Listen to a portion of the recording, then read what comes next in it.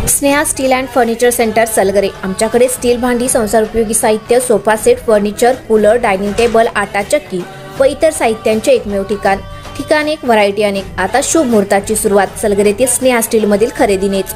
वाजवी दर, सजवा फर्निचरने तुमचे घर। सर्व साहित्यावर बजाज फायनान्सची खास सोय उपलब्ध। स्टील भांड्यांना 5 वर्षे गॅरंटी, तर फर्निचर साहित्यास किडवाळीपासून लाईफ टाइम वॉरंटी। खात्रीशीर खरेदीसाठी मिरज पूर्व भागातील एकमेव ठिकाण Sneha steel and furniture centre Salgare. आमचा पत्ता रवींद्र वस्त्रनिकेतन शेजारी सलगरे। संपर्क 90 96 25 91 38। प्रत्येक बातमीतील घटनेच्या वास्तविकतेची तुलना थेट पाहत रहा चांगली अपडेट। साहेब, आम्हाला रस्ता द्या, अन्यथा 15 ऑगस्टला उपोषण करणार। पूर्वीपासून वहिवाटी असलेला रस्ता अडवणुकीमुळे कुडनूर ग्रामस्थ झाले आक्रमक। कुडनूर ते शिंगणापूर रोड ते डफळापूर ते शिंगणापूर रोड या दोन्ही रस्त्यास सरहद्दीवरून जोडणारा माने वस्ती ते कांबळी वस्ती रोड पूर्वीपासून वहिवाटी असून त्यामधील रस्ता अडवणूक केलेल्या गटामधून रस्ता खुला होण्यासाठी आम्ही सर्व शेतकरी ग्रामपंचायत दप्तरी नोंद करून मिळण्यासाठी विचारणा केली। काही शेतकऱ्यांनी लेखी अडथळा केल्यामुळे रस्त्याची नोंद होऊ शकली नाही। त्यामुळे आम्हा शेतकऱ्यांना ये-जा करण्यासाठी खूप अडचणी येत आहेत। वरिष्ठांनी लक्ष घालून रस्ता खुला करून द्यावा, अन्यथा आम्ही सर्वजण 15 ऑगस्ट रोजी सकाळी 7 पासून रस्ता खुला होईपर्यंत ग्रामपंचायतीसमोर बेमुदत आमरण उपोषण करणार असल्याचे ग्रामस्थांच्या वतीने सांगण्यात आले। माझं नाव बाबासाहेब पाटील, बाबासाहेब दाजी पाटील, गाव कुडनूर। मी 2005 ते 2010 पर्यंत सरपंच होतो। त्यातनं त्या रस्त्याचं 4 महिने चालतोय आणि 6 महिने बंद असतोय। 4 गावची माणसं दिगू चव्हाणला नेऊन रस्ता चालू करून 11 फुटाचा रस्ता तिने मोजून आणि तिने दगड राहून देऊन आता रस्ता का नाही 3 महिने झालं, 3-4 महिने झालं रस्ता बंद आहे। लोक अडचणीत आहे। माने वस्ती ती कांबळी वस्ती ही लोक फार अडचणीत आहे। 80% लोक त्या रोडवरनं जाणारे लोक आहेत।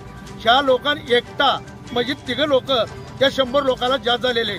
सौर साधारण यांनी नुसतं आले, अधिकारी आले किंवा बाहेर 2 गावची पंच नेली, आम्ही हो अन्ना देतो करतो, हे नुसतं गोड बोलत्यात, अजिबात होत नाही। नसेल तर 15 तारखेला तहसीलदार साहेबांना आम्हाला प्रांतसाहेबांना बोललो होतं। प्रांतसाहेब कुठं तर बाहेर गेलेले आहेत, त्यांची मिटिंग आहे म्हणून आम्हाला सांगितलंय।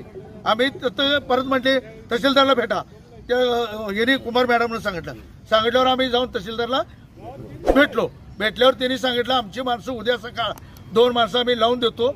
आमचे काही सर्कल आणि नाही तहसीलदार आम्ही आरएनटीला लावून देतो आणि तुमचा काही तर तुम्हाला सोडणूक आम्ही करतो। तुम्ही करत असला करा, नसेल तर राहू द्या। आम्ही हे उपोषण धरणारच आहे। तुमचा रस्ता आमचा खुला झाला तर आम्ही उद्या तुम्हाला सही करतोय।